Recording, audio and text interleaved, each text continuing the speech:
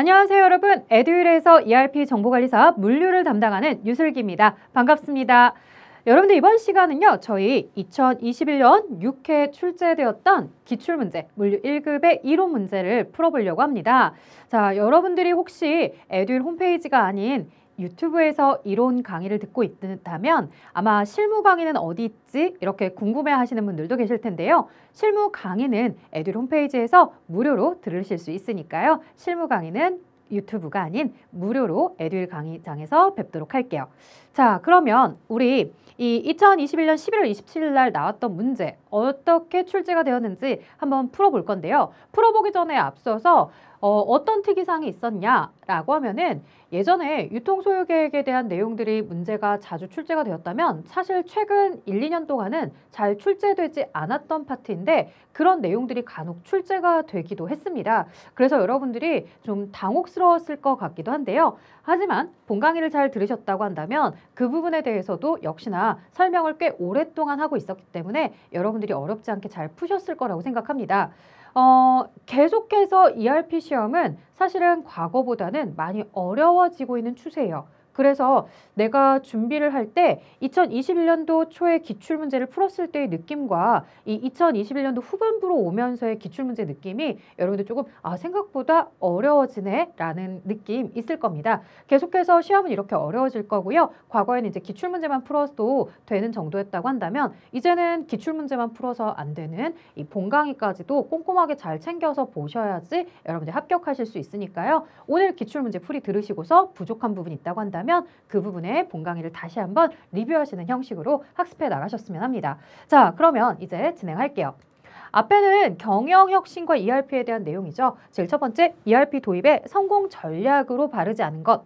자, 그러면 ERP를 도입할 때 성공하려면 어떻게 도입을 해야 성공을 하느냐? 현재 업무 방식을 계속해서 고집하시면 안 되는 거죠. 우리는 경영혁신을 하면서 ERP를 도입하는 거기 때문에 혁신, 말 그대로 다 뒤집어 바꾸는 거예요. 그러니 지금 내가 하고 있는 일이 내가 제일 옳아라고 고집하면 혁신을 할 수가 없겠죠. 자, 그렇기 때문에 그대로 고수하지 말아야 되고요. 최고의 경영진이 참여하는 프로그램. 자, 우리가요, 이 프로젝트를 도입하는 데 있어서 단순하게 실무자 몇 명만 프로젝트를 도입하는 데 힘이 든다? 거기에 참여한다? 그러면 안 된다라는 거예요. 우리는 이 프로젝트에 대해서 도입을 할 때 아주 전사적으로 모든 직원들이 다 그리고 특히나 경영자가 확고한 의지를 가지고서 참여해야지 마지막 완성 단계까지 구축할 수 있는 단계, 구현하는 단계까지 평안하게 잘 가더라는 거죠. 자, 그 다음에 ERP 구현 후 진행되는 BPR에 대비하면서 도입한다? 자, 언뜻 보면 ERP라는 단어, BPR이라는 단어가 나왔기 때문에 이거 맞는 표현이야 라고 생각할 수도 있지만요. 아니었죠. 자, 우리가 ERP를 도입하는 데 있어서 BPR, 즉 경영혁신을 하는데요. 이 경영혁신을 할 때 이전에 내가 도입하기 전에 일단은 프로세스를 다 뜯어 고친 다음에 우리가 업무를 처리하는 방식을 다 뜯어 고치고 ERP를 도입하는 방법도 있겠고요. 혹은 ERP를 도입하면서 BPR을 하는 경우도 있어요. 하지만 이 경우는 안 돼요. 뭐냐? ERP 도입하고 나서 BPR은 안 됩니다. BPR이 이전에 있어야 되거나 동시에 진행이 되는 것만 가능합니다. 따라서 이 구현하고 나서 BPR을 대비하면서 도입한다라는 표현은 틀린 거죠. 자, 정답 3번이었고요. 업무상의 효과보다 소프트웨어의 기능성 위주로 적용 대상을 판단하지 말아야 된다. 자, 그 다음 볼게요. 원가, 품질, 서비스 속도. 사실은 여러분들이 경영혁신과 ERP 무료 강의 3강의만 잘 들으셨어도 이 표현 딱 보자마자 정답은 한 가지밖에 없죠. 우리 앞에서도 보셨다시피 ERP는 반드시 BPR이라는 단어가 안 따라올래야 안 따라올 수가 없어요. 지금 보시는 것처럼 극적인 개선을 위해서 업무 프로세스를 완전히 뒤바꾸는 거예요. 그래서 우리 이야기할 때 BPR이다라고 하면 비즈니스 프로세스 리엔지니어링 했는데 영어에서 이 RE, 리가 다시요, 다시. 이 엔진 같은 것을 다시 갈아 끼우는 것처럼 아주 급진적으로 분위기를 바꿔주는 거죠. 그래서 이런 걸 BPR이라고 합니다. 자, 그 다음 이 비즈니스 지원 시스템을 구성하는 단위 시스템에 해당되지 않는 것은 제가 회계랑 물류를 이렇게 두 과목을 진행을 하는데요. 사실은 이 내용은 회계 2급에서도 똑같이 같은 회차에 나왔었습니다. 그래서 여러분들이 회계를 준비하시고 물류도 준비하시는 분들 이거 들어보면 봤던 문제 자꾸 나와 이런 생각 들 거예요. 맞아요. 앞에 경영신과 ERP는 봤던 문제 그대로 나오기도 하니까요. 여러분들 이 경영신과 ERP 꼭 놓지 마시고 반드시 보고 가셔야 됩니다. 자, 이 역시도 답도 똑같아. 뭐였냐? 이 비즈니스 지원 시스템 아닌 거, 경영 전략과 관련된 거, 바로 BSC, 성과 측정 관리죠. 자, 이 BSC 말고도요, 이 A, B, M에서 활동 경영 관리 이런 거 있고요. 활동 기준 경영 관리 뭐 이런 거 있고, 그 다음에 부가가치 경영 관리 이런 것들. 이런 것들은 모두 다 전략적 경영 시스템에서 이야기하는 거고, 우리 전자 상거래 시스템이다, 의사결정 지원 시스템 TSS다, 고객관리 시스템 CRM이다, 이런 것들은 모두 다 이 비즈니스 지원이니까요. 잘 구분해서 기억해 주셔야 되겠네요. 자, 그 다음 갈게요. 4번. 다음 중 ERP 도입 효과로 가장 적합하지 않은 것은 무엇입니까? 라고 물어보는데, 자, 불필요한 재고를 없애고 물류 비용을 절감할 수 있다. 그렇죠. 아무래도 현재의 재고 상태를 알고 있고 프로그램에서 다 관리를 하고 있기 때문에 업무의 정확도가 증대되고 업무 프로세스가 단축이 되어야겠죠. 자, 그 다음에 의사결정의 신속성으로 정보 공유의 시간적 한계가 사라져야 되겠죠. 실시간으로 정보 확보가 가능하니까 시간적인 한계 이런 것들이 모두 사라지게 될 겁니다. 자, 업무 시간을 단축할 수 있고 필요 인력과 필요 자원을 절약할 수 있다까지 내용이 나와 있네요.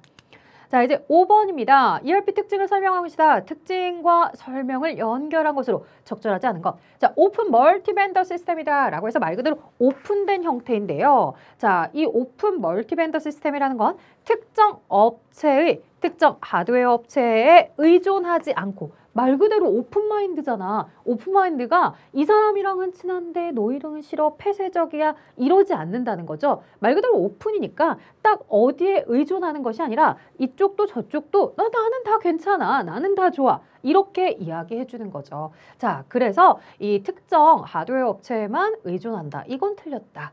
자, 그 다음 나머지 통합 업무 시스템, 파라미터 설정, 다국적 다통화 언어 모두 올바른 표현이니까요. 여러분들이 한 번쯤은 읽어봐 주시면 좋겠고요.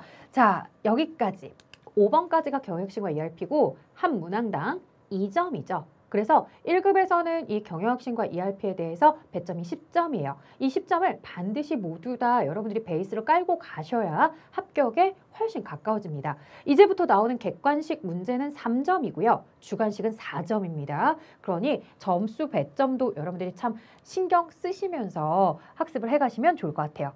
자, 수요 예측 기법 중 시계열 분해법. 그러니까 시간의 흐름에 따라 자료를 분석하는 이런 시계열 분해법은 시계열 변동 4가지 변동 요인으로 분해하여 수요를 예측하는 방법이다.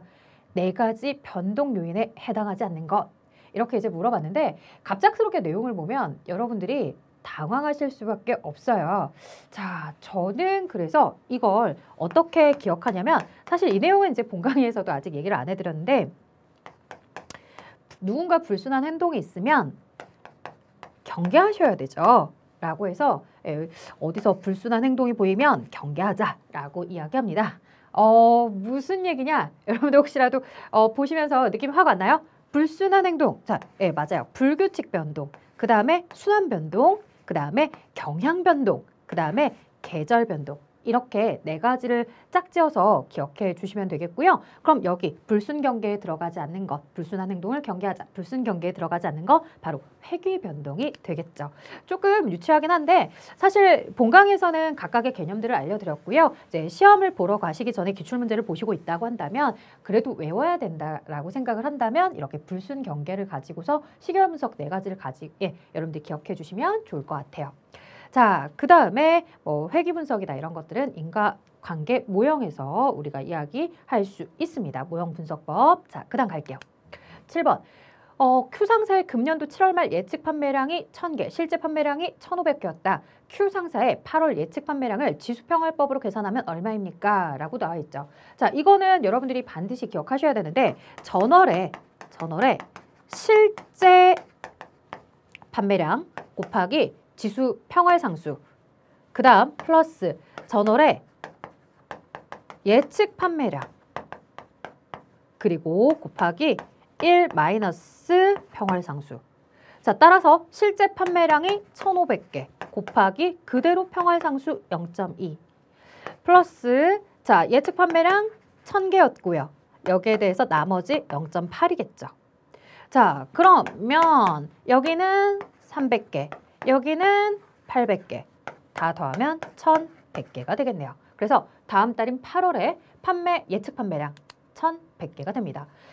실제로 이 지수평활상수를 이용해서 지수평활법으로 계산하는 다음 달에 이 판매 예측치를 계산하는 내용은요. 여러분들이 만약 지금 2021년 6회 기출인데 2022년 1회차를 보러 간다라고 하면 이 문제가 동일하게 만날 일이 좀 확률이 적어질 수는 있어요. 근데 그 다음 2회차나 3회차에는 얘를 만날 수도 있습니다.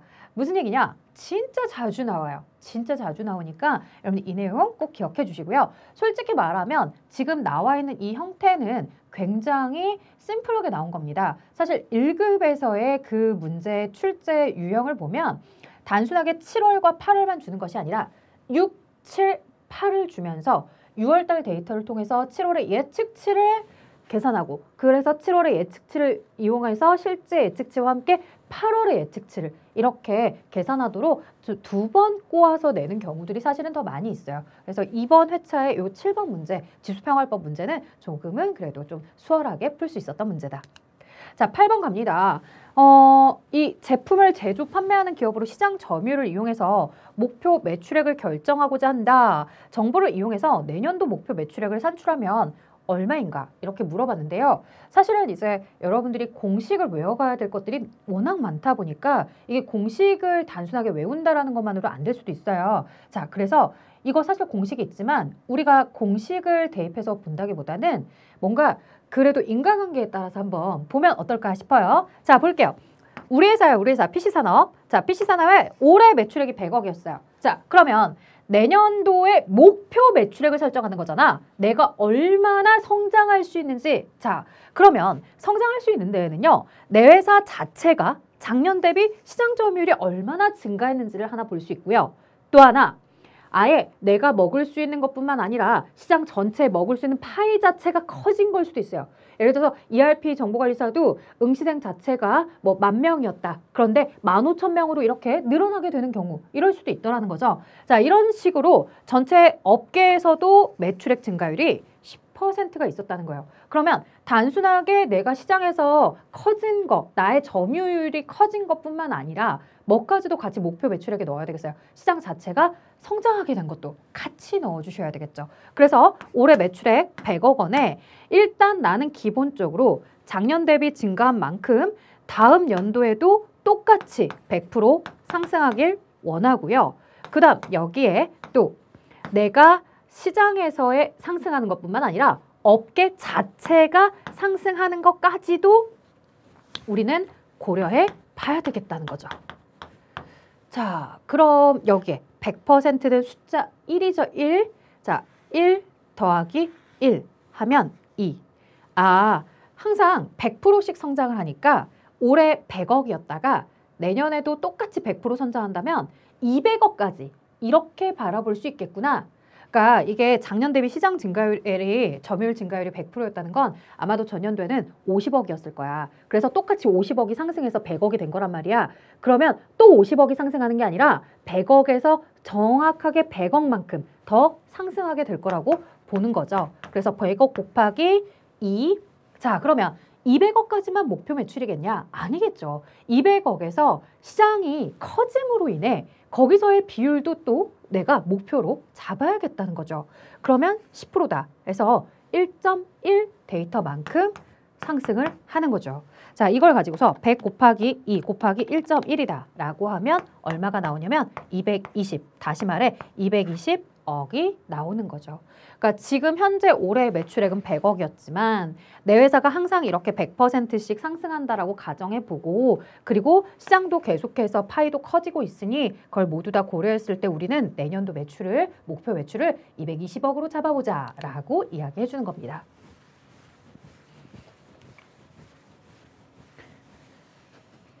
자, 9번 갈게요. 이제 이 문제도 여러분들이 좀 잘 봐주셔야 되는데 도매 가격은 얼마인가?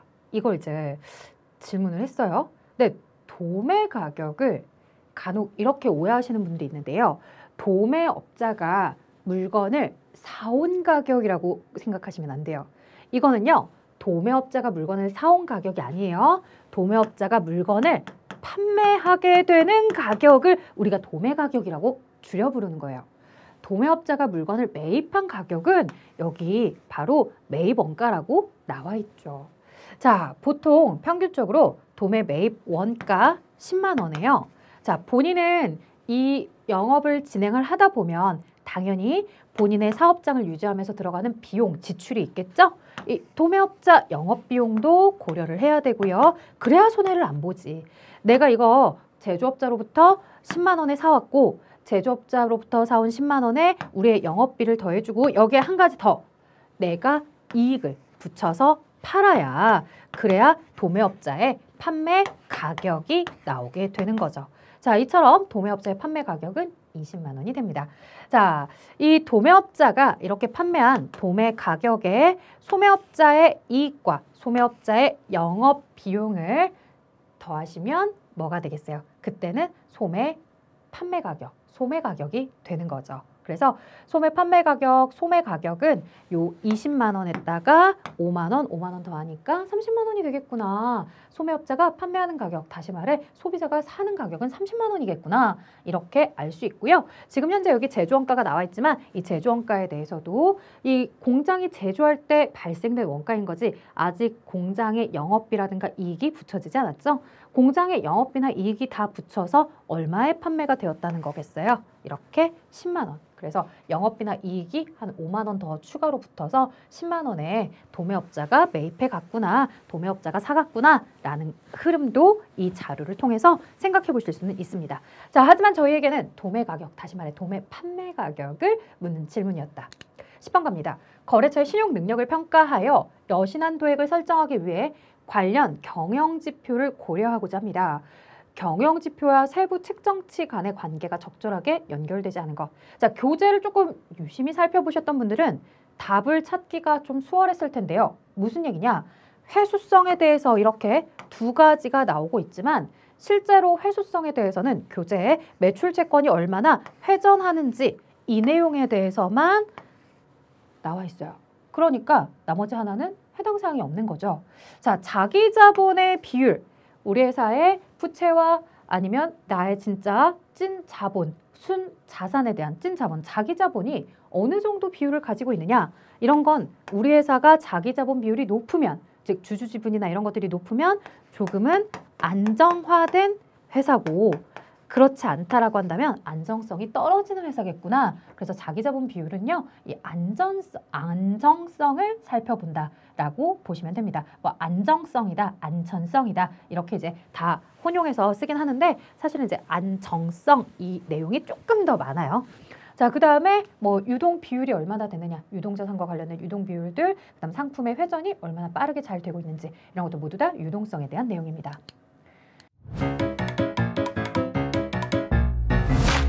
에듀윌 유료 회원만의 남다른 서비스.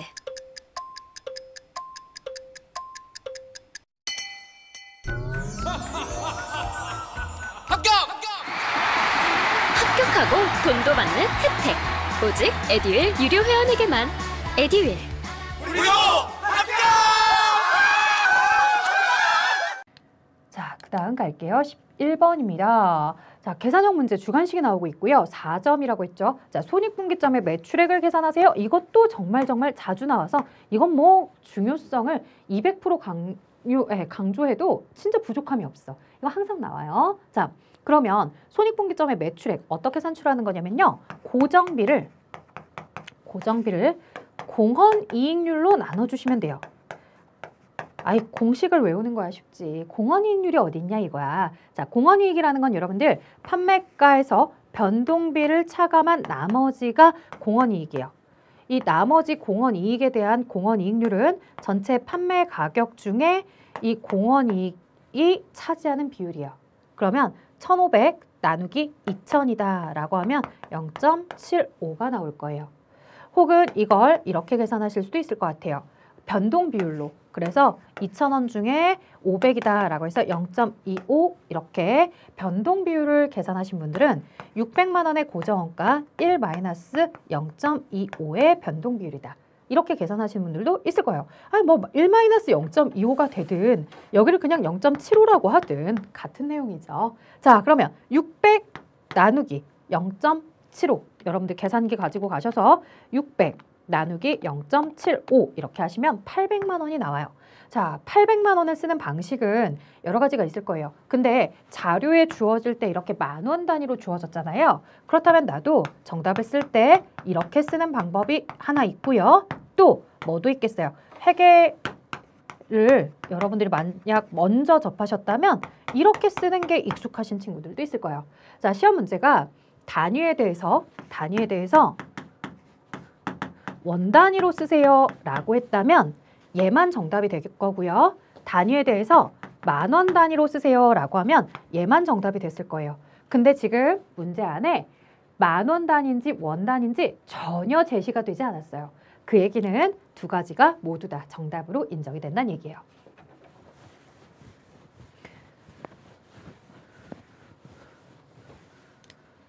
자, 12번 갑니다. 원가 계산에 의한 가격 결정 방법으로 상품의 소매 가격. 자, 소매 가격이라는 표현, 즉 다시 말해 이거 앞에서 이야기했던 것처럼 소매 판매 가격인 거죠.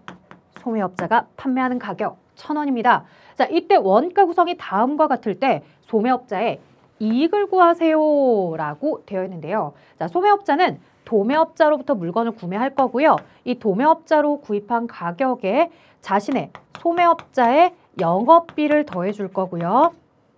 영업비를 더해 줄 거고 이 영업비 아래 있네요. 바로 영업비를 더해 주고 그 영업비에 소매업자의 이익을 덧붙여서 판매하는 가격이 1,000원이란 얘기죠. 그러면 300원, 100원 두 개 더하면 얼마다? 400원이다. 400원에 이익을 얼마나 붙여서 팔길래?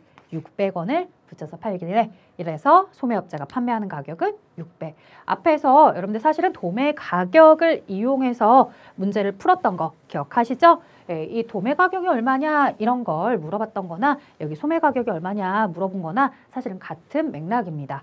자, 그래서 하나는 주관식으로 하나는 객관식으로 같은 내용에 대해서도 이렇게 같이 출제가 되기도 하니까요. 만약에 기억이 나지 않으면 앞에 자료를 보면서 아, 이렇게 흐름을 타고 가면 되는구나. 약간의 힌트를 또 얻을 수도 있겠죠. 자, 제조원가는 필요하지 않습니다. 그 다음 갈게요. 이미 제조원가의 가격이 이 도매 가격 안에 포함이 됐기 때문에 그런 거죠. 자, 다음 보기에 제시된 자료를 바탕으로 일반적인 공식을 사용해서 자, 일반적인 공식이라는 건 뭐냐면요. 자, 회사가 전월에 외상으로 매출하고 나서 외상 매출금에 대해 내가 받아야 되는 잔액이 있을 거고요. 자, 여기까지가 내가 현재 받아야 되는 돈. 자, 그 다음에 당월에 다시 또 순수하게 매출한 부분이 있을 겁니다.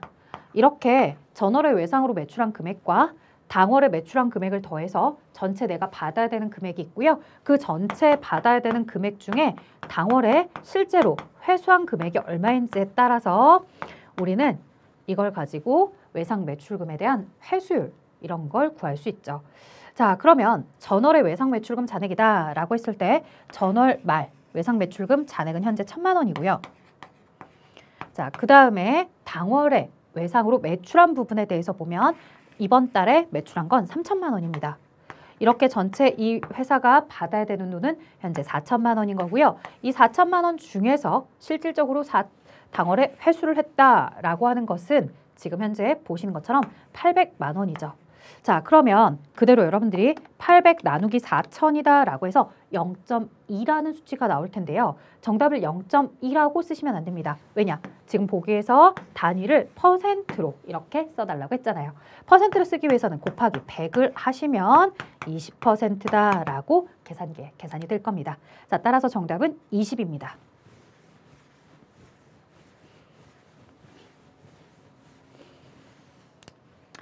자, 그 다음 14번 갈게요. 공급망 관리에 대해서 물어보는 질문이었고요. 공급망 관리, 이 문제를 통해서 다시 한번 확인해 보시면 됩니다. 자, 원자재, 부자재, 공급자로부터 최종 소비자에 이르기까지 전 과정에서 자, 각 기능 간의 뭐뭐뭐의 흐름을 추적하는 거다. 이거는 이제 교재에도 나왔죠. 재화와 정보와 자금, 돈이랑 물건이랑 그리고 정보까지도 흐름이 최적화되도록 하는 거죠. 자, 다음 보기에 대해서 공통적으로 설명하는 SCM 정보 시스템은 무엇입니까? 이렇게 물어보는데 유통업체의 물류센터예요. 자, 우리가 제조업체가 물건을 공급하는 공급자겠죠. 이 공급자가 누구에게로 물건을 실어 나르고 판매하는 유통업체. 이 유통업체에게 보내주면 유통업체가 나중에 판매를 하는 걸 텐데요. 자, 그럼 유통업체는 이 A라는 기업이라고 합시다. 이 A 기업, A 제조사가 생산한 물건을 팔아주잖아요. 근데 팔아주는데 자신의 창고에 있는 물량만큼 팔아준대요. 근데 자신의 창고에 만약에 A 업체의 물량이 부족하다라고 한다면 유통업체는 물건 없네? 그럼 팔 거 없나 봐. 이렇게 인지를 하겠다는 거죠. 그래서 어떻게 했냐면 A야, 너 물건 많이 팔고 싶지? 잘 팔고 싶지? 그러면 이만큼 구역은 내가 A 너를 위해서 할애해 줄 테니까 여기에 너네 회사 재고가 떨어지지 않게끔 계속해서 네가 충원시켜. 누가? 너 제조업체, 물건을 공급하는 사람 누구? 벤더. 자, 그래서 벤더가 창고를 관리한다. 벤더 매니지먼트 인벤토리다 라고 해서 공급자가 관리한다. 재고를. 그래서 공급자 관리 재고 2번이 정답입니다. 자, 내용을 다시 한번 보면요. 물류업체, 물류센터의 재고 데이터를 협력사, 제조업체로 전달하면 협력사가 물류센터로 제품을 알아서 가져다 놓고 이 유통업체의 재고를 직접적으로 제조업체가 와서 관리하는 거죠. 그래서 공급자에게 알아서 네가 책임을 지고서 물건을 관리해라 라고 해서 이렇게 유통업체는 제조업체에게, 협력사에게 창고에 대해서 관리할 것을 맡긴 상태. 자, 16번입니다. 물류의 거점 수가 증가함에 따라 처음에는 증가하다가 어느 수준 이상 되면 완만하게 증가하는 거. 여러분들 혹시 이거 기억하십니까? 이렇게 그래프를 그려서 점점 증가하면 이렇게 돼요 라고 했던 그래프 교재에 있거든요. 자, 여기는 거점 수예요. 창고의 수라든가 물류 창고의 숫자라고 생각하시면 돼요.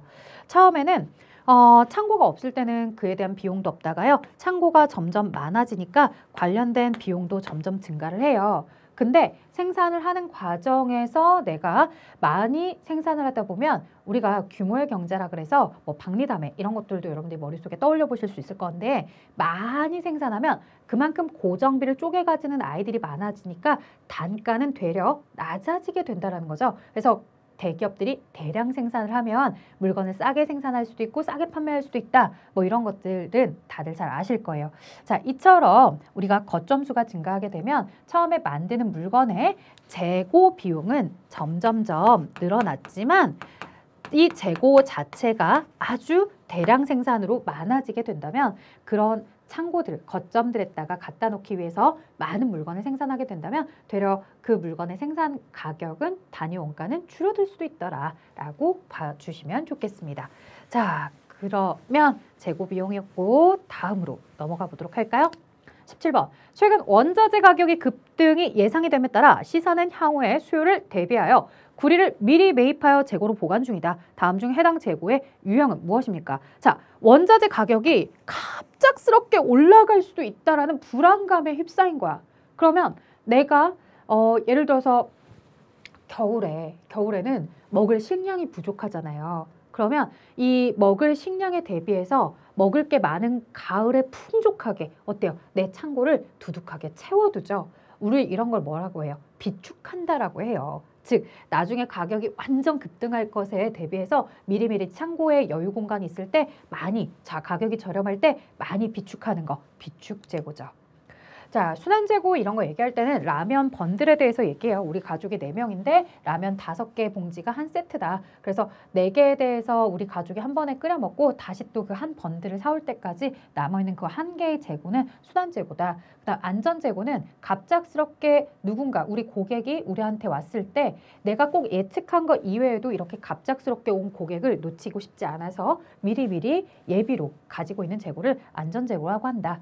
파이프라인 재고는 말 그대로 파이판, 송유관이나 이런 걸 통해서 관을 통해서 이동하고 있는 재고를 파이프라인 재고라고 한다. 자, 재고자산 매입 가격이 지속적으로 상승하는 경우. 여러분들 이거는요. 솔직히 저의 강의 소개 페이지에 이 내용 설명해드리고 있거든요. 그래서 쉽게 기억하고 계실 것 같은데 기본적으로 물가가 상승시고요.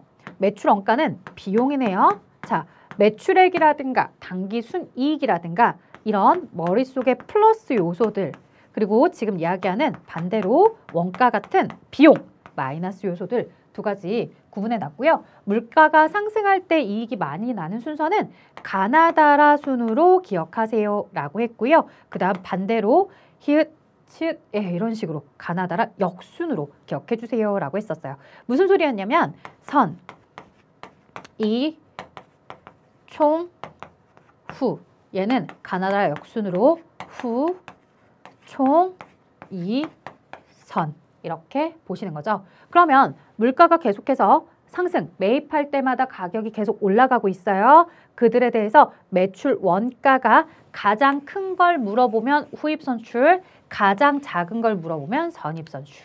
그래서 가장 작은 거 선입선출. 자, 19번인데요. 여러분들 19번 문제는 현재 보유재고 220개, 안전재고 10개, 주문 리드타임이 2주, 최소 구매량이 150개인 K지점에 유통 소요 계획을 수립하려고 한대요.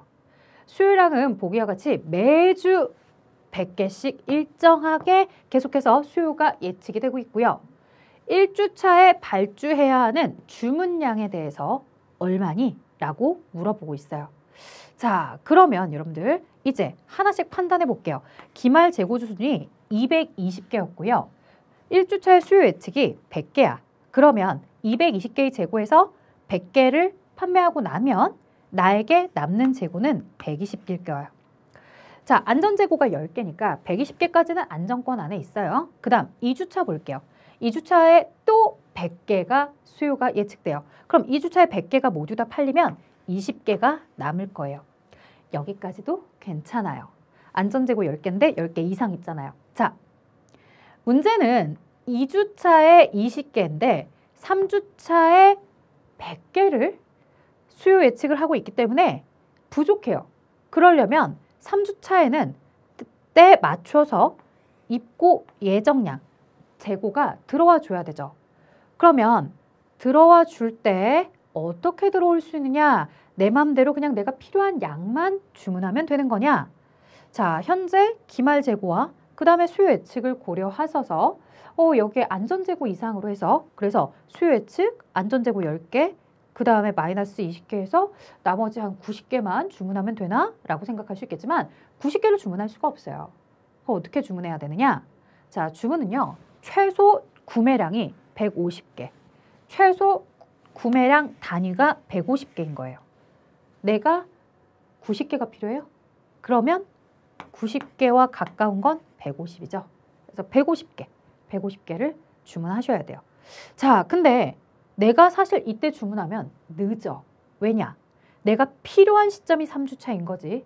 3주차에 150개가 필요한 거지. 실제 주문은 리드타임 2주가 걸리기 때문에 2주 전에 주문을 해 놓아야지 3주차에 제대로 들어오는 거죠. 그래서 1주차의 주문량은 몇 개를 주문해야 여기서 150개를 주문해 줘야 그래야 여기 입고 예정량의 150개가 3주차 때 150이 들어오더라는 겁니다.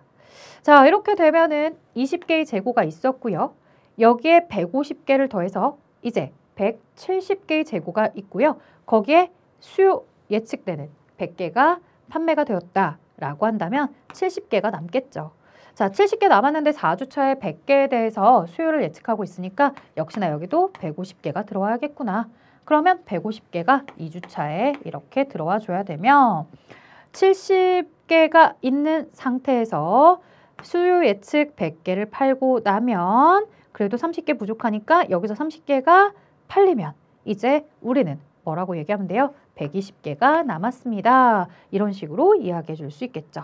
자, 우리 주문량에 대해서 물어볼 땐 어차피 1주차에 대해서만 물어봤기 때문에 정답은 제가 체크해 드린 것처럼 150 이렇게만 체크해서 답을 제출하시면 되는 거였어요. 자, 그 다음에 계속해서 보도록 할게요.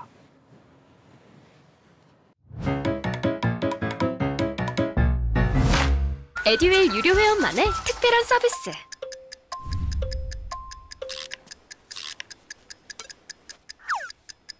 하치하차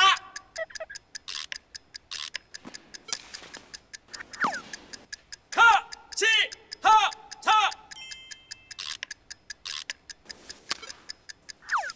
정답! 같이 하자 친구야 에듀윌 유료 회원!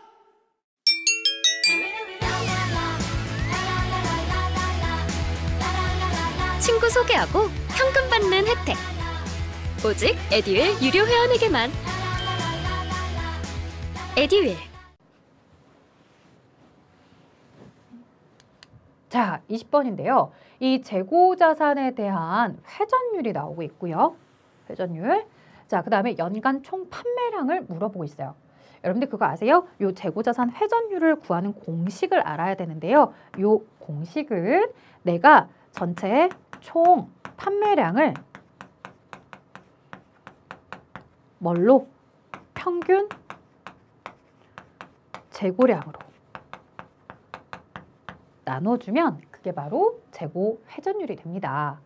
그럼 총 판매량은 우리가 현재 모르고 평균 재고량도 모르고 그러면 어떻게 해? 자, 평균 재고량은요. 기초 재고량과 기말 재고량을 더하신 걸 2로 나눠주시면 돼요. 그래서 60개 더하기 100개를 2로 나눠주면 평균 재고량은 80개예요. 80개.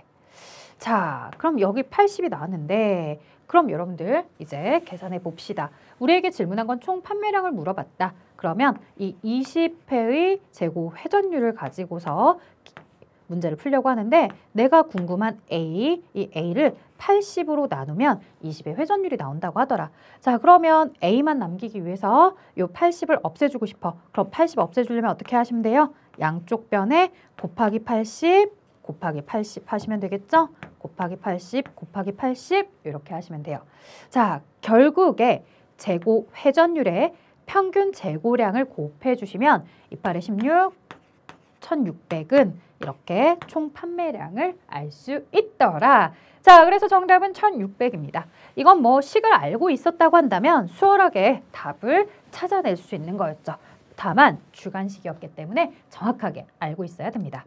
자, 21번입니다. 구매 목적 달성을 위해서 자체 생산이랑 그 다음에 외주에서 생산할 건지 이걸 이제 고민해 보는 거죠. 여러분들 자체 생산하는 게 무조건 좋은 것도 아니고 외주를 주는 게 무조건 좋은 것도 아니라는 건 누구나 다 아실 거예요. 이게 나름의 장단점이 있죠. 우리가 기술 권리 측면, 자, 만약에 특허권에 대해서 내가 지금 현재 권리가 있어. 특허권 권리를 가지고 있으면 외부에다가 생산을 맡겨도 어차피 내 기술에 대한 고유 권한은 상대방이 가져갈 수 없기 때문에 상관없겠죠. 근데 아직 특허권 기술을 획득하지 못한 거야. 그럼 어떻게 해야 돼요? 내가 그 특허권 기술에 대해서 뺏기지 않으려면 자체 생산을 고집하셔야 되겠죠. 자, 그 다음 제조 기술 측면. 이 물건을 만드는 핵심 기술이 있는데 그 기술은 외부로 유출하면 안 돼. 즉 삼성이나 LG전자처럼 이건 나만의 기술이야. 그래서 나만 알아야 돼. 우리 직원만 알아야 돼. 그럼 절대 외부의 하청업체나 외부 업체에게 제조를 의뢰할 수 없겠죠. 자, 하지만 이거는 아주 단순 작업이야. 그냥 라벨을 인쇄하는 정도라 이건 굳이 나 아니어도 누구든 다 할 수 있고 특별한 기술적인 측면도 없어. 그런 것들은 외주를 맡기겠죠.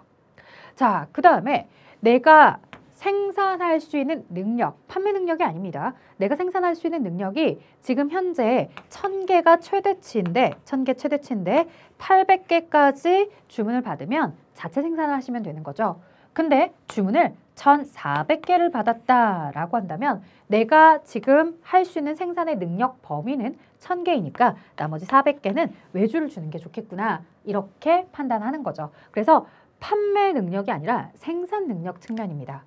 자, 마지막 원가 절감 측면에서 계속해서 반복적으로 대량 생산을 하는 거면 자체 생산을 하겠지만 그렇지 않고 그냥 어쩌다 한 번씩 하고 모델이나 이런 것들이 자주 변동사항이 있고 그렇다면 굳이 자체 생산하지 말자. 외부에다가 생산을 하도록 하자. 괜히 설비를 구축하는 비용이 더 들겠다 싶으면 외부 제작, 외주 제작을 결정할 수도 있는 거죠. 자, 그 다음 갑니다. 22번 구매부 김과장 퇴근길에 동네 횟집과 화원에서 광어회, 장미꽃을 샀다. 자, 다음 중 김과장이 구매한 광어회와 장미꽃 가격 유형으로 가장 적절한 것을 고르세요 라고 하는데 우리 횟집이다 라고 하면 시가 메뉴판에서 이런 거 많이 봤기 때문에 이런 것들은 시중 가격이다 라고 충분하게 아실 것 같아요. 자, 그 다음에 교섭 가격이다 라고 하면 광고를 할 때 광고비를 얼마에 광고를 만들어줄 수 있냐, 틀어줄 수 있느냐 이런 거부터 시작해서 인테리어나 이런 것들 우리가 얼마 할 건지 사업자랑 서로 이렇게 이야기해 볼 수 있겠죠. 그래서 서로 교섭에 의해서 가격이 결정되는 것. 협정 가격은 모교, 이발 이런 업체들의 사장님들이 서로 모여서 협회에서 가격을 이만큼 합시다. 세탁소 같은 경우 바지 한 벌에 대한 세탁은 얼마로 합시다. 이렇게 이제 서로 협의해서 가격을 결정하는 거죠. 대표적으로 교통비나 이런 것들이 있고요. 그다음 개정 가격은 자동차에 대해서 예시를 많이 들죠. 그래서 자동차에 대해서 개정 전과 개정 이후에 모델 변화에 따른 가격의 변화 이런 걸 가지고서 이야기를 합니다. 자, 1번 시중 가격에 대한 내용이었고요. 사실은 각각의 예시들을 잘 기억해 두셔야 다음엔 또 다른 예제를 가지고서 다른 내용을 또 물어볼 수 있겠죠. 자, 다음 중 구매자 중심적 가격 결정 방식에 해당하는 것을 물어봤어요. 자, 구매자, 사는 사람 입장에서 그 물건에 대해 너는 얼마까지 지불할 의향이 있니? 이렇게 이제 물어보죠. 지금은 그 프로가 없어졌죠. 골목식당이라는 프로가 이제 지금은 종방을 한 걸로 알고 있는데 거기서 이제 약간 사장님은 높은 가격을 받으려고 막 과도하게 금액을 올려놓으시고 백종원님은 야 이거는 지금 현재 경제 사정이나 한 끼에 2만 원씩 쓴다고 한 끼에 점심으로 15,000원 이상을 쓴다고 라고 하면서 가격 조정이 좀 필요합니다 라고 하는데 사장님이 잘 받아들여지지 않으면 어떻게 해요? 일반 소비자들을 한 30명 정도 이렇게 모으죠. 그리고 그들에게 식사를 제공하고 나서 이에 대해서 얼마까지 지불할 의향이 있으세요? 이렇게 물어봅니다. 그럼 소비자가 이건 퀄리티가 너무 좋으니까 내가 한 18,000원을 지불할 수 있을 것 같아. 그 다음에 어떤 분은 나는 아무리 그래도 이건 점심인데 10,000원, 12,000원까지가 최대치야. 이런 식으로 가격을 결정하는 것은 구매자 중심에서 구매자가 그 가치를 느끼는 것에 대해서 가격을 결정하는 방식입니다. 자, 나머지 손익분기점. 자, 손익분기점은 앞에서도 매출액뿐만 아니라 변동비, 비용이 등장하고 있었고요. 그 다음에 투자 이익률, 이익이 얼마나 낮냐라고 하는 것 자체가 수익에서 비용을 차감한 나머지 이익을 이야기하기 때문에 역시도 여기도 비용에 대한 내용이 있고요. 그 다음 제품 단위당 매출원가의 적정 이익이 가능한 가산 이익률이다라고 해서 이런 것들 모두 다 사실은 비용을 고려해서 나오는 비용 중심적인 가격의 내용입니다.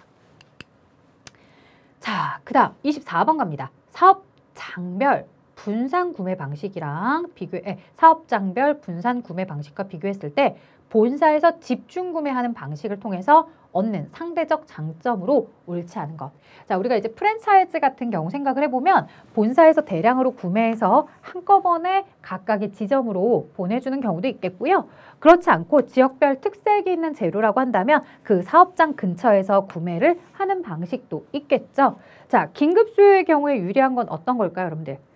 본사에서 한꺼번에 구매를 해서 주려고 한다면 본사는 대량으로 저렴한 가격, 좀 더 유리한 가격을 찾아서 좋은 공급자를 계속해서 찾는 과정들이 있기 때문에 빨리빨리는 조금 어렵죠. 자, 하지만 사업 장별로 하게 되면은 내 지역에서 내가 급할 때 내가 계란이 필요해? 그럼 본사에 연락해서 계란 한 판 주세요 하지 않고 바로 앞에 있는 마트 가서 계란 한 판을 사올 수도 있는 거잖아요. 이렇게 긴급 수요의 경우에 유리한 것은 사업 장별 분산 구매 방식인 거지 본사 집중 구매 방식의 장점은 아니더라.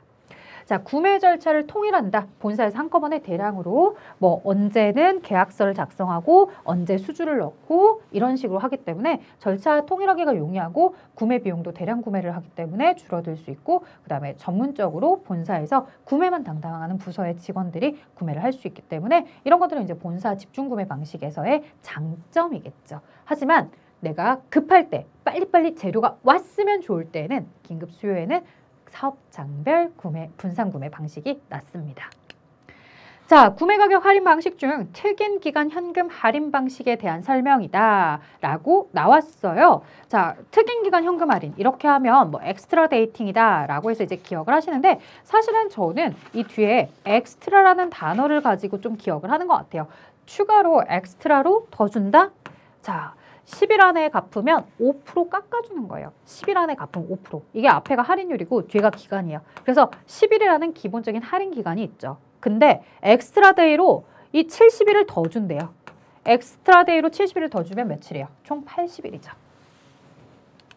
자, 26번 갑니다. 다음 보기는 어떤 구매 방법에 대한 설명이다 라고 해서 나와 있어요. 자, 구매 청구가 있을 때마다 계속 수시로 공급하는 방식이다 라고 되어 있어요. 자, 그럼 수시로 구매하는 건 수시 구매 방식. 뭐 구매 방식이야 뭐 장기 매매 계약도 있겠고 여러 가지 있겠지만 이렇게 구매 청구가 있을 때마다 수시로 구매하는 수시 구매 방식을 물어보는 문제였다.